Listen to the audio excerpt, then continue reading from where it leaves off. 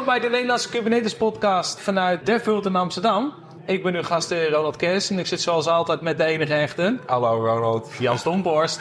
Hey Ronald, dit is wel echt een fantastische ruimte. Ja, zeker. Het is een beetje futuristisch ook. Ja, er staan een hoop lampen op ons en dan een hoop licht. We zitten midden in de vloer, dus als je wat bijgeluiden hoort, is dat helemaal. Ja, echt heel gaaf. Alles wordt opgenomen met video. Maar goed, om onze gast niet langer te laten wachten. Hè? Nee, zeker. We have a very special guest, Loïc Carbonne. Yes. Here is good? Okay, yeah. Okay, Loïc, thank you for joining us, for taking your time. Definitely. Well, can you please introduce yourself to our listeners? Yes. Hello everyone. My name is Loïc. I work at Theodo. Theodo is a web development agency. I was a developer, then architect, and now I'm currently running our e-commerce division as a technical director. So that position allowed me to see various different contexts, different architecture, some bad, some good architecture also. I'm very happy to be at the DevWorld conference today, and tomorrow we'll be speaking about my favorite topic, which is composable architecture. But before we get to that, how did you get to the your horses, yeah? How did you get started in the IT? I started in the IT very young. I started coding at 10 years old on the family computer. And which language did you start it? I started with PHP. Oh, with PHP. PHP, yes. Yeah? Then I learned a little bit about Java. I was a Java developer during 4 years. Then I joined my current company, and I discovered many different languages. In front-end, React, Angular, Vue.js, and in back-end, Node.js, Python. Okay, cool. And what's your favorite? Probably Node.js now, because it's allows to go very fast. It's simple, one language everywhere, for back, for front. Okay, cool, nice. So your talk tomorrow is about composable architecture. Yes. A very interesting term. Can you elaborate on what does it mean, composable architecture? Yes, that's a really recent term, not pretty famous yet. Composable architecture, the term first come 3 years ago in a report on emerging technologies. And what is it exactly? Composable architecture is when you use every previous technologies, when you compose your architecture using SaaS, using open source services, using no-code, low-code solutions. Yeah. And also, for sure, custom-made services. So you will not only build custom-made, but today the market is so large. There is so many solutions that you can use. Yes. So whatever you need, you can find a solution for your need. So with composable architecture, you don't develop everything. You compose your architecture by selecting the best component in the market. What differs this with serverless solutions? Serverless solutions, you can use serverless solution in composable architecture. You can build your services with Lambda serverless function, and it will be more what I'll call the custom development. But it's totally be part of a composable architecture. So in a composable architecture, you use everything that the internet provides. Exactly. Yes. That's really an evolution from microservice architecture. Yeah. In microservice architecture, you mainly build your own microservices. You try to, you can have different stack, but you try to have a homogeneity in your stack. Homogeneous? Homogeneous. Yeah, that's a difficult word. Everything is the same then. Yeah. And yes, you compose using every last technology, and it brings new challenges. Because when you use, for instance, no-code, low-code solutions, it can be more difficult to integrate within your architecture than if it's a classic developed service with classic languages. Yeah, is that not more a challenge to connect something low code with Java or something because you'll have complete different stacks and completely different technologies connecting together. Yes, it's found. But is that not more work then? Sorry? More work to connect those different technologies or different stacks together? Yes, it adds more work, but it's worth it because using this technology makes you be faster. With no-code, low-code technologies, you can build services in a few minutes, hours instead of days. So sometimes it's better to use this technology and do the integration to have a better time to market and to be faster. Yeah, and are you using then different technologies for different parts of the application? So, for instance, the one of the technologies is front end, and then the back end can be in different technology, or is that in the front end I can use low code and some Angular and something from the cloud, or? No, you totally can use different technologies. Okay. It's the same promises as microservices. When you do microservices, every service is totally independent. You can have different teams which know different framework, different tools, and you're not forced to use the same technologies at all. Okay, and then I've got a lot of questions. But if you have then, for example, a front-end application with a little bit low code, a little bit Angular, and a little bit Java, and you've got a really big stack. How do you get the dependencies in check, and how do you, for example, I'm changing something in my Java, and the low code dies. But there's always a dependency in there. How do you get that in check? It's the same issues that you have with microservice architecture. Again, with dependencies, you have to. Yeah, but it's then in one technology. It's easier to oversee one technology if your front end is all low code. It's easier to comprehend all the low code instead of I've got some low code, and often those people are different because low code people are not Java people, and vice versa. Yes. The Java people are not going to do low code. Yes. It's, you have different teams, but you have to have a good organization in places. There's a Conway law, the law of Conway. The law of Conway. The law of Conway, which says that bad organization teams will lead to bad architecture. And so you have to set up a good communication rules. You have to define contracts between interfaces. And with that done, it will not be an issue to communicate. Between the services. This is more if you use different technologies in the front end. But for example, it's more for bigger applications than for small applications. Because if I've got a small application, I've got a team of 3.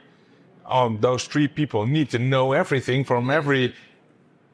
That's a big thing. It's not a solution for everyone, but if it's a bigger company, you have bigger teams. Yes, it can fit. It can add complexity, but you're not forced to build your front end with many technologies. You can do Composable if you, for instance, use a SaaS solution to accelerate your business. For instance, I want to build an e-commerce website. I can compose my e-commerce website with many bricks. I will take a search solution. I will take a catalog solution. I will take a payment provider. And in the front end, I just have one language, one technologies. And you use Composable to accelerate your time to market by taking different SaaS in the back. Okay. So it doesn't matter where it runs, or if it runs in Kubernetes or in the cloud, or okay. And Yeah, so with the Kubernetes podcast, so also, where do you see Kubernetes fit in this composable architecture? Yes, that's fair. Kubernetes is really great because it provides scalability. It provides pods to build services. Composable architecture is an evolution of microservice architecture, and Kubernetes is really great to build microservices because you deploy easily your microservice in a different pod with the right scalability for each services. Mm-hmm. So Kubernetes is a good way to implement composable architecture.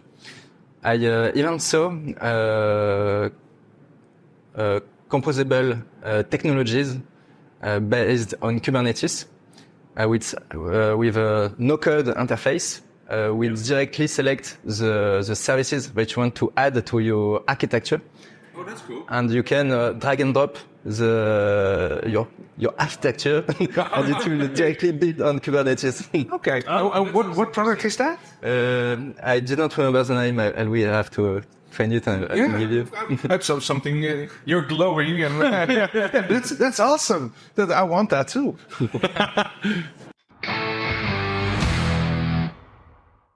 Bij ACC ICT staat alles in het teken van continuïteit waarborgen voor bedrijfskritische applicaties. Of het nu gaat over Managed OTAP, Cloud en Kubernetes, ze geven hier invulling aan om door samen met hun klanten een toekomstbestendige strategie uit te stippelen voor het gehele proces van ontwikkelen tot en met productie. And another thing is, if you use a lot of technologies together, you've got some things like latency. Often applications are latency dependent, and how do you solve that? Yes. But it's had complexity, and it adds technical complexity that can lead to performance issues. So you have to master software architecture patterns. For instance, if you don't have latency, you need to have a good cache mechanism in order to not always fetch data in another service which is far from your front Are end. you solving that on the front end? So like a varnish or something else that's caching? Yes, you can use a varnish, or you can use a CDN. Today, many CDN like Vercel, Netlify, or Fastly provide on-edge cache mechanism. That's really convenient. But still, that's not a solution. It's a solution, but it's not the solution for performance for low latency. Because if I have, for example, a web shop and my products are constantly renewed, there's nothing to cache. Yes. Then it's always slow. Yes. There is also you need to think a lot about how you split your different services. There is a really common issue with microservices. It's what I call the dependency hell. That is already really old, the dependency hell. Because and it really can lead to performance issues if you need to have a lot of data in the same times. It's easier to do left join with a SQL query than making HTTP calls it's really slow. So you really have to think about how you split your different services, what are the different dependency between the services, and if there is a lot of dependency, it should not be two different services. It should be one unique. And also, it's dangerous to do too much micro. Too much micro is a danger. Yeah, but then you've got more work to do everything in one language or one tool. And that's not easy to get than the things of the internet. Yes. So there's a golden middle line. Yes. So, and in order to find that middle line, you have to deeply understand the business, how it works, use software architecture techniques like DDD, domain-driven development, or just learn about software architecture.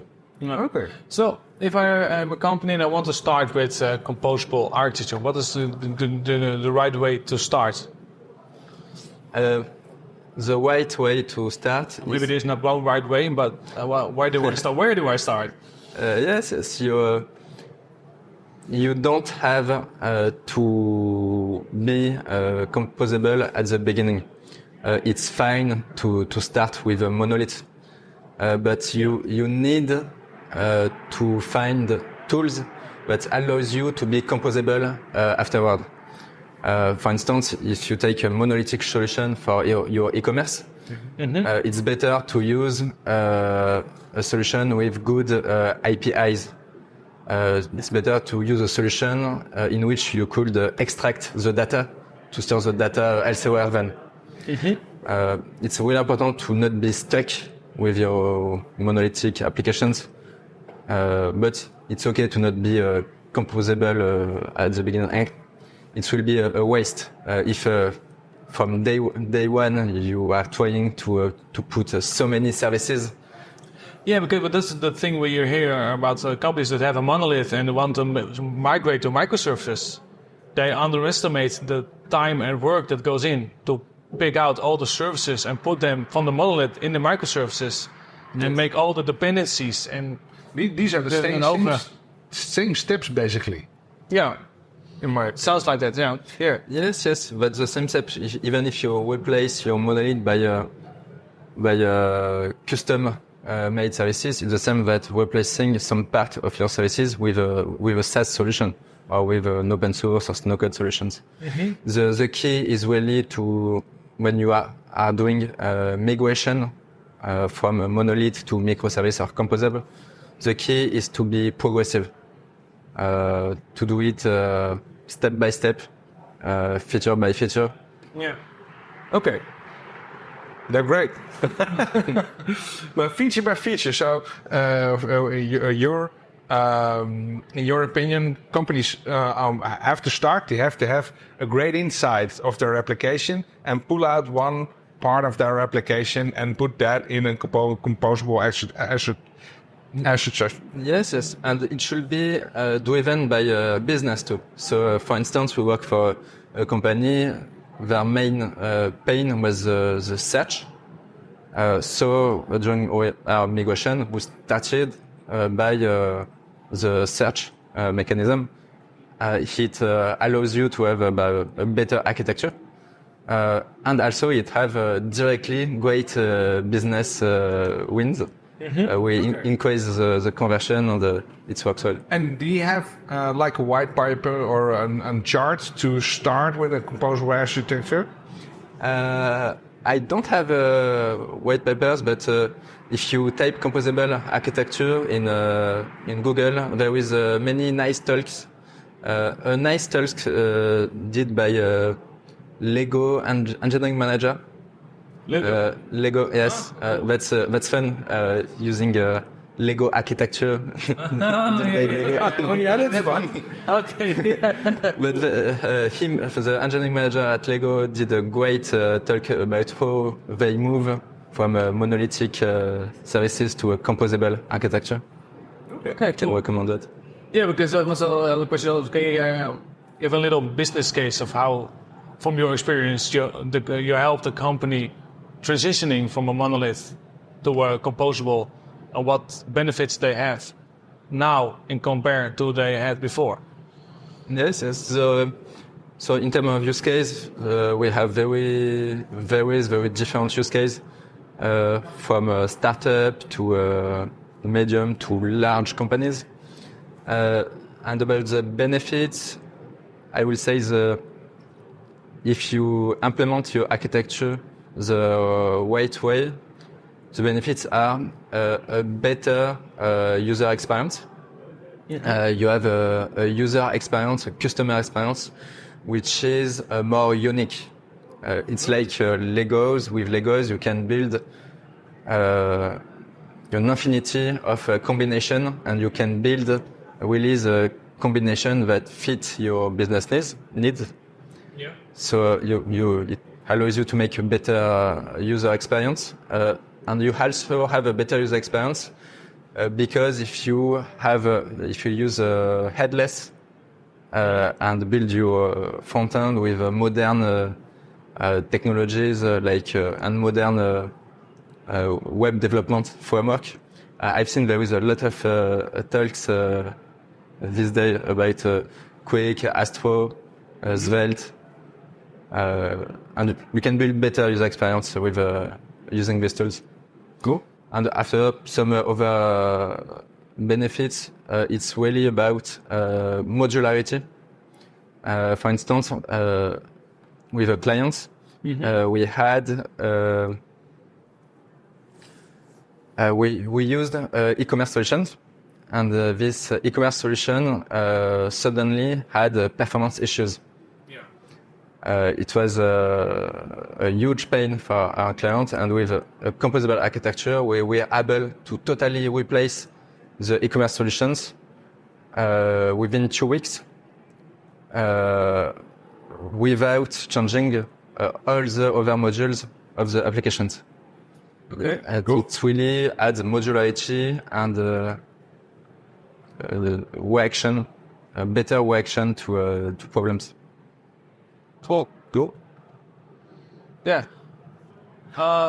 So that's but